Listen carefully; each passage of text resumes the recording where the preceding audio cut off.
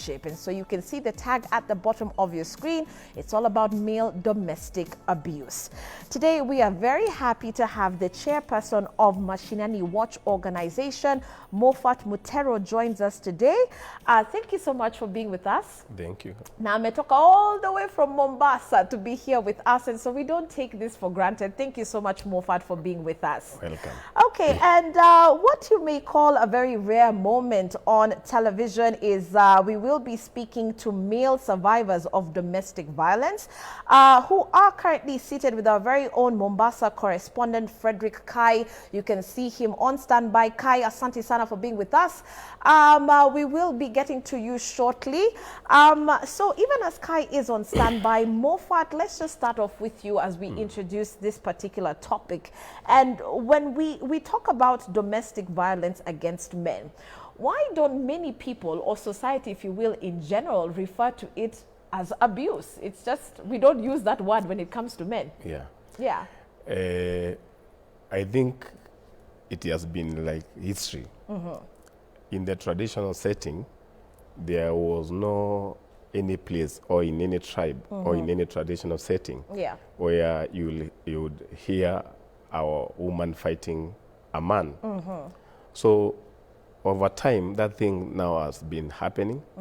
And you know, the superiority in a man. Yeah. A man coming out saying that I've been abused by my wife is something very hard for them, because one, it goes with the stigma. You can imagine a man going in front of fellow men, trying to tell those men that I was beaten yesterday or I was denied food yesterday. By the time that man is speaking to men or to the fellow men that he was beaten, just know that person has been abused for several years, because now it has now reached a time where he has to speak. And again, there is also that perception that maybe abuse is only physical. There are 9 forms of violence that can be administered to anybody. There is physical violence, there is mental violence, there is cultural violence, there is financial violence, there is sexual. There is what we call neglect itself is also an abuse. There is also what we call verbal. There are almost 9 forms of violence.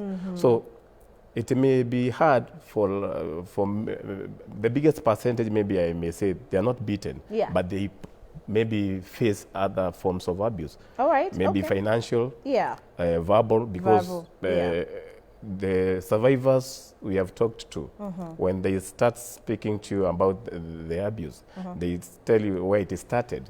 And what do they say? Give us like an example of that so that we can understand how it's manifested, you know, because we'll say, okay, hata kama, you know, mwanamke hachapi bwana, how else is she actually abusing her man? You see, sometimes when it comes to the physique, when you compare a woman and a man, sometimes a woman may find it difficult to fight a man, maybe because maybe the man is very strong, physically. Now this woman finds another way. How can I abuse this man if the physical weak, I can't manage it? Which other way? And I can tell you for free, women, they manage other forms of violence very freely and softly. Because before a man realizes that he is being abused, it is after now realizing at kind of tendency whereby you see this thing is not normal. Like now, the research we have done as an organization during this CBC curriculum, you hear someone calling you, I need 300 shillings. The child has been told in school that tomorrow they must take A, B, C, D. Then you come to realize there was no such a request from school. So that lies in the category of financial abuse, whereby women develop ways of getting money through false pretense. The moment you come to realize that you are lied, that there was no such an occasion, now you start now developing a feeling that's an abuse. Right. When it comes to sexual abuse, whereby you have to force your partner to have sex with, or if not, maybe you have to force it, or you have to be denied. Now you start now realizing now some of the responsibilities as a man are not well played. Okay, because she's dangling that over you, that if you don't do this, then there's no sex. Yeah, there is no sex. And again, I'll still go to the basics. Why did you get married to Kamau, for instance? I can tell you for free, only 20% of marriages are anchored on truth or on true love. Because when Kamau bought a Prado or had a house, Wanjiro saw the Prado. So she was married to a Prado, and Prado must depreciate with time. Right. When Wanjiro saw maybe looked Kamau or looked at Kamau and maybe saw a good house, that is what married Wanjiro. There is also another example where Wanjiro was forced by the mother that you must get married to Kamau. So it is not the choice of Wanjiro. Or even vice versa. Yeah. When it comes to something like now the culture that says that you must be married to someone. And there is also the peer influence where because my friend Joyce has been married, am I the only person left in the village? So I end up getting married. Even if a mad person comes around, that's the person who will marry me. Right. Then the fourth one is when now you get Kamau, the way he is, you just admit Kamau is just, there is no any material thing that is attached to that love. And that is where we say that love is based on friendship.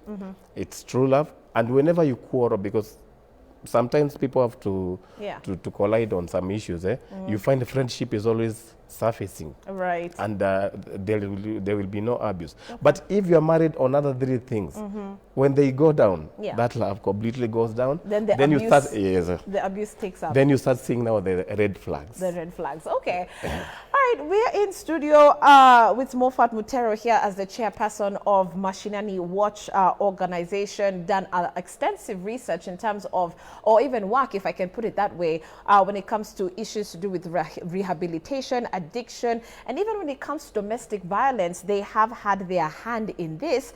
What more are they doing, obviously, as an organization, and what more do we need to learn? We'll be talking about that in just a moment. But let's remind you the question of the day before we cross over to our correspondent, Frederick Kai. We're asking you, do you believe that society ignores male victims of domestic abuse? Let's ask our team to actually correct that and put abuse. And what cases have you come across? Do you believe society ignores male victims of domestic abuse? And what cases have you come across? All right, Kai, if you can hear me very well, please introduce us to our survivors. I think that they are just so brave as men to come forward and say, okay, this is what has happened to me. Kai?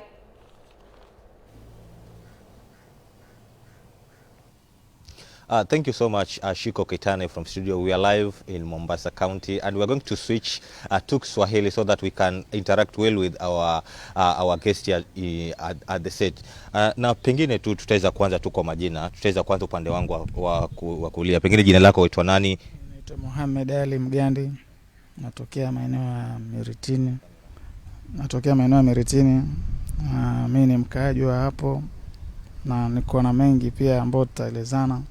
Kwanza umesema ni majina. Nashukuru kwa. Shukrani sana kakangu kwa majina yako. Vile vile tukaweza kupata mzee wangu hapa, pengine jina lako uitwa nani? Mimi kwa majina naitwa Jackson Mwarash Monduka. Mimi Mtaita by tribe, lakini naishi Mtomondoni. Nimekaa Mtomondoni karibu miaka 20 hivi. Niko na kwangu nimejenga. Lakini kuna matatizo kidogo hivi ya kijana fulani ambaye nilimwona mamake ana shida ndogo, sijui ni plani yake nini hasa by the way.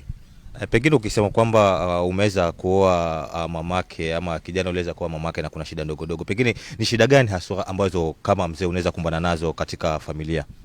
Shida zenyewe ni kwamba huyo kijana ni mwizi, alikata shule by the way akiwa standard 4.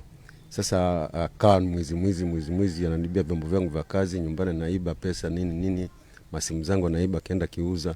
Sijui ni bangi anavuta, sijui ni nini, by the way sijamwelewa vizuri. Lakini ni mwizi, maana hata last year alikuwa anatafuta sana na serikali. Lakini akakimbia Taita. Maana nilikuwa niko nyumbani for 1.5 years mimi. akakimbia kwangu, nikaja kamweka akakaa, baadaye tena kanibia simu akarudi tena Mombasa. Ndio hivi juzi niliporudi tena amenibia touch zangu 2 na hizi simu ndogo ndogo hizi 2 pia. Hata mpaka juzi ndio akanipiga akitaka simu yangu kwa lazima hiyo touch. Ndio nikaenda polisi ngaripoti whatever, ndio sasa nimefikia kiwango hichi sasa. Na pengine mamake anaweza kumuelezea kuweza kuacha tabia hizi, ama pengine wewe unaona ni nini hasa ambacho kinaweza kuchangia paka aweze kukupiga? Mimi naona nkamba yeye kwa akili yake anafikiria anifanye bidii mpaka nikufe ndio atake over ile nyumba. Hiyo ni kama yake yani. Which means hata kiniwa mimi hata mamake pia aweza kumfanyia vitu kwa kama hivyo, so that akuwe na ile nyumba kama yake. Pole sana mzee wangu. Tukeza Shiko, tukeza kusikia kwa upande wa pili hapa kuna kakangu ambaye ameweza kujiintroduce jina lake. Pengine kwa upande wako uweze kutueleza tufika kuhusu masuala haya ya kuweza kuona kwamba wanaume kuweza kudhulumiwa katika majumba yao. Pengine kwako wewe umeweza kupata challenges kama ni gani, unaweza kutuelezea tu story yako kwa kifupi? Mimi changamoto nilizozipitia ni kwamba sisi wanaume tunapitia mambo mengi ndani ya nyumba. Sema wanaume huwa ni siri tunaweka, lakini zinatuumiza, ikiwemo kwamba experience niliyopitia mimi, nimekaa na mke tumependana zaidi ya miaka 7, kiasi cha kwamba ilifikia extend that kwamba mwanamke anakuambia mwenyewe muachane, ukimuuliza sababu hasemi, anakuambia nimeamua. Na ndani ya miaka 7 kulikuwa tumejaliwa kukaa na mtoto, Mungu akatuletea. Ikabidi nimweke ushahidi mbele ya wazazi wangu aniambie hayo, siongee mimi na yeye. Baadaye ikawalawa akaniambia kwamba ni sawa, nimeamua tuachane bila sababu. Nikamwambia sawa, tumeachana mimi na wewe, lakini mtoto wangu mimi kuachana naye au wewe kuachana naye haitowezekana. Itabidi tusaidiane juu ya mtoto. Mbali licha kabla ifikie hayo, changamoto ni nyingi sana. Unajua mwanamke akikupigia kibao ama hata pengine na mwiko, hata sufuria, hata kiatu, fagio, mwanaume upigwa nayo. Sema siri ya nyumba ijueni anaeka. Lakini changamoto hizi zipo, mimi nimezipitia, lakini kulingana na mwanaume kamili hana mkono wa haraka kulipiza kwa mwanamke, kwa sababu pia mengine upendo uko naye kwake. Lakini tumeyastahimili. Mwisho pia ilifikia tukaachana, lakini Mungu pia naye ana yake ambayo alikuwa ameyapanga. Shaona? Naam, shukrani sana. Na Shiko, semi za baadhi ya wale waathiriwa wa dhulma za kinyumbani. Kwa hivyo kwa sasa pengine tutaweza kuregesha studioni uweze kuendelea na mdahalo huu, na vile vile baadaye tutaweza kurudi tena ili tuweze kuongelesha na uweze kufunguka zaidi, tuweze kupata ni yapi ambayo yanaweza kupitia ndani ya kuta 4 za nyumba. Kwako Shiko. Thank you. Kai there with Mohammed, Ngandi and Jackson Mwarashu. Just picking up on the conversations, in Jackson's case, this is very interesting if you look at it. Jackson is not being abused by his partner, but by his stepson. So when we look at abuse, it's not just between, you know, husband and wife. This is not an intimate situation. Abuse cuts across. It could be stemming from any angle. Yeah. You see, the moment you mentioned domestic, domestic is the confines of that home.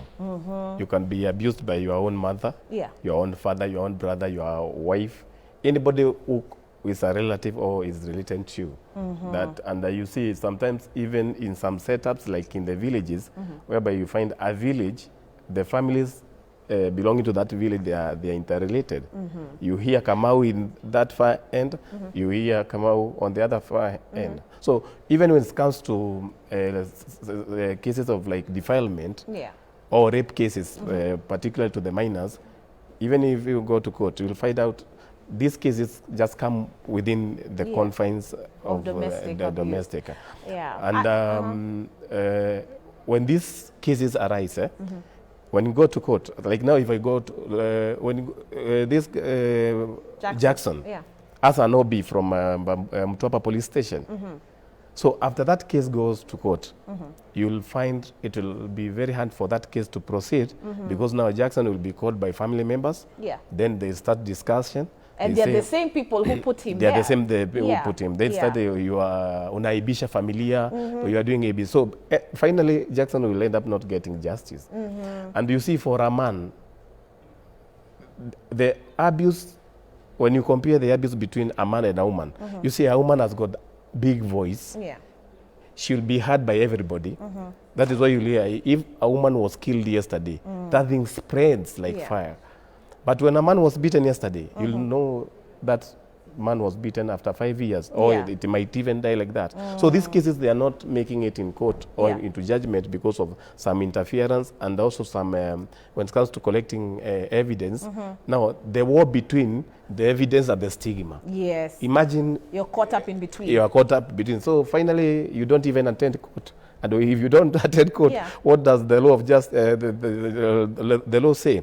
If you do not attend the court and you are the plaintiff, then it means you don't have a case, then the case is drawn. Okay. And we have got many, many men. And let me tell you one thing, and I want people to underline this, and bold it, that people must not, like now if I say I'm being abused, they should also put the physical abuse aside. Men are passing other serious things, which are even better than, worse than physical abuse. Okay, and we'll highlight those in just a moment. Just to catch up on, some of the comments that were also made for, let's say, for Mohammed's situation. This seems to be quite common, and his form of abuse is quite different, because you can hear 7 years of marriage plus, and his wife using their children as a weapon. You see, I want to be very balanced, particularly on this issue that cuts across gender. Yes. You'll find most of these men who are abused, one time they had violated their partners. You see, like, I'm giving an example of Kamau, and I'm not personal to Kamau. Yeah. If Kamau used to beat or to abuse the wife every day or oftenly, now it comes a time when children grow, they will not allow Kamau to beat their mother in front of them. So you see now, the woman now gets defense. So you may end up seeing Kamau being abused now by the children because Kamau is abusing the mother. So you see, most of the perpetrators, most of the survivors were once perpetrators of violence. At some point. Okay, that's interesting. So it's half game. It's half 45, game. 45. Let's sample a text message more fast, and then of course get back to our survivors, because we want to hear their testimony and their story. Kingsley from Juja, how are you? You say, yes, I do think society ignores male domestic abuse.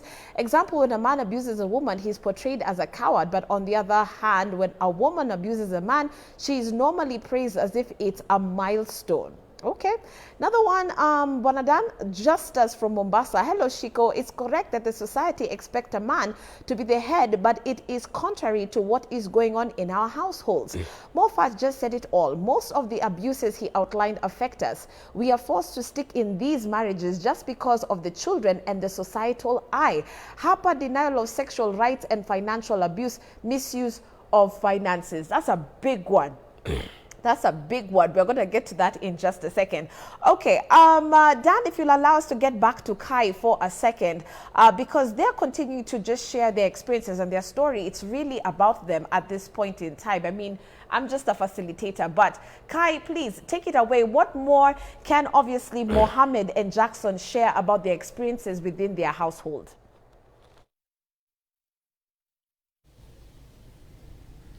Thank you, Shiko. Pengine tukiweza kuendelea pale ambapo tumeweza kuachilia Bwana Jackson, na kwa utazamo wako ukiweza kuangalia kuhusu jinsi vile huyu kijana ambao anaweza kuweza kukutesa, kuweza kukuibia na hatimaye kuweza kufikisha polisi, pengine ni nini haswa kileweza kufuatia? Je, uliweza kushare hii na mamake, na pengine mamake aliweza kueleza nini kuhusu masaibu ambayo anaweza kuyapata? Mamake pia hafurahii na hiyo hali, mpaka anasema pia ashikwe, afungwe yani. Ndio sasa hii tabia kama atageuza huko baadaye. Maana tumejaribu sana miaka mingi tu, by the way, kujaribu kumpeleka huku na huko angalau aache hiyo tabia, lakini hawachi. Yani kazi ni kuibaiba ndio mtindo wake yani sana, na ukora mwingi ambao haona maana. Kijana ambaye anaingia nyumbani saa 11 asubuhi, alikuwa yuko wapi masaa yote haya? Akifika nyumbani anafanya vile anavyofikiria, na kikuta kitu kizuri tu tayari anachukua anatoka nacho, ambapo mimi kwa upande wangu sioni kama ni tabia mzuri yani. Na pengine imekuathiri vipi kama mzazi, na unafika kwamba mtoto huyu si mtoto wako, lakini inabidi tu mvumilie?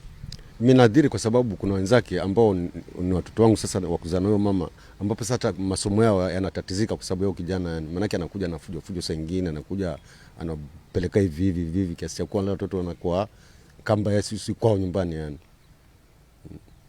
Na pengine pengine nia ama pengine unaweza kupangilia nini haswa kunafika kwamba tatizo hili limeweza kuisha, mipango yako ya kuhakikisha kwamba pengine nyumbani kunaweza kuwa na utulivu, umeweza kupanga nini kuhakikisha kwamba pengine hizi tabia zinaweza kuisha? Mimi kwa upande wangu naona kama huyu kijana kishiko akizuiwa na serikali huko, kwa upande wangu nitakuta nafuu zaidi yani. Maana yake atakuwa hayuko pale na sasa mimi nitakuwa napanga mpango wangu kulingana na wale watoto na wataendelea kusoma na masomo yao vizuri yani.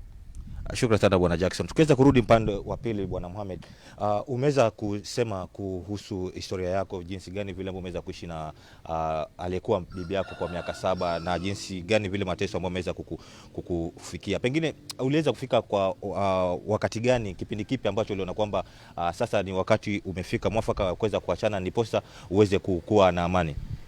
Mimi kiukweli watu wengi wanaamini kwamba baba ndo mfalme au simba wa kufanya familia idumu, lakini baba bila support ya mama ambao ni bibi, huwa hakuna mahali mwanaume anaweza katoboa, kwa sababu mwanaume usubuhi hutoka, changamoto anazopitia kule bibi hajui, na mume anaporudi nyumbani utarajiwa kidogo faraja wa kumfariji ni mke. So ikifikia kipindi mke to an extent that umetoka huko umepitia soling zako, hajui umepitia mambo mangapi alokukwaza, ukija nyumbani utarajiwa upumzike naye akubandike lengine. Usipokuwa na hekima na roho yenye busara na ustaarabu, huenda ukajikuta ukafanya mengine yakaishia polisi, unaona, gerezani. So kiukweli wanaume tunapitia changamoto nyingi, ikiwemo kama mimi haswa. Kama nisingejaliwa na roho ya hekima na busara na ustaarabu nilopitia kwa kupitia kusoma dini na shuleni, ningekuwa hata sasa pengine siko hapa na nyinyi kukiongea hii. Lakini nashukuru Mungu alinipa ujasiri na hekima. Licha yote kupigwa mwanamume na mke wake au mpenzi wake, mambo ambayo yako sema ustamilivu na uvumilivu, kwa sababu ya upendo kwa mwanamume wao yuko nao kwa dhati kwa mtu mwenye amejifungua naye. So mimi kiupande wangu nilikuwa nampenda sana, nilichukulia tu kunitia kibao, kunipiga hata na mwiko sengine ufagio ni vitu vya kawaida. Lakini ilifikia mahali nikaona pia hata kama umependa mtu na yeye akuonyeshi upendo, inafikia mahali pia unachoka, kwa sababu unaambiwa nyege ni kunyegezana, na umpenda na yakupenda sio kupenda uachane na. So mimi nikaona tu njia muhimu mwafaka kwanza, vile nilikuwa nakaa naye kwetu, ni vizuri mamangu awe shahidi kuachana kwangu mimi na yeye, tujue tukiachana tunashughulikia swala la mtoto. Sisi tumeachana lakini mtoto wetu mimi nitabaki kuwa babake, yeye atabaki kuwa mama yake. Kwa hiyo mzazi wangu akawa shahidi wa kwamba kuhakikisha baadaye hata tukija kama endapo wazazi wa bibi watakuja, tukae tuongee, mamangu awe na ushahidi mmoja wa uhakika alikuwa na nashukuru Mungu kufikia hapo tukaachana. Mimi all in all sikumlipa kwa ubaya, hata sasa hivi tunavyoongea akiwa na tatizo na uwezo namsaidia. Shikilia hapo hapo, tutaweza kuendelea baada ya kuweza kuregesha pale studio. Uende break, alafu tukirudi tena tutaweza kuongea zaidi kinyambo kitaweza kufuatilia baada ya hapo.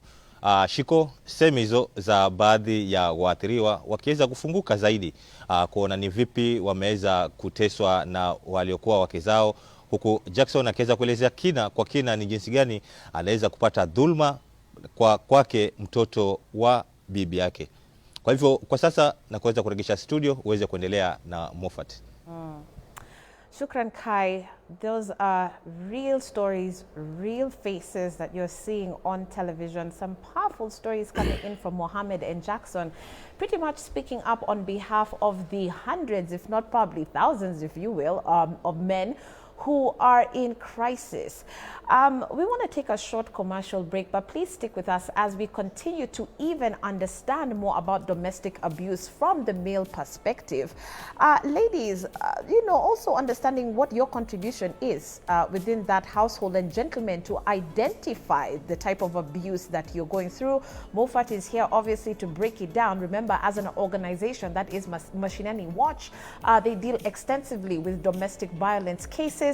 And so we want you to talk to us, share in your story if you want to reach out for help, because we're saying we're breaking the cycle this time around, okay? Talk to us and we'll be happy to put you in touch with Moffat this morning should you require assistance. Let's take that break. We'll be back with more on K24 this morning.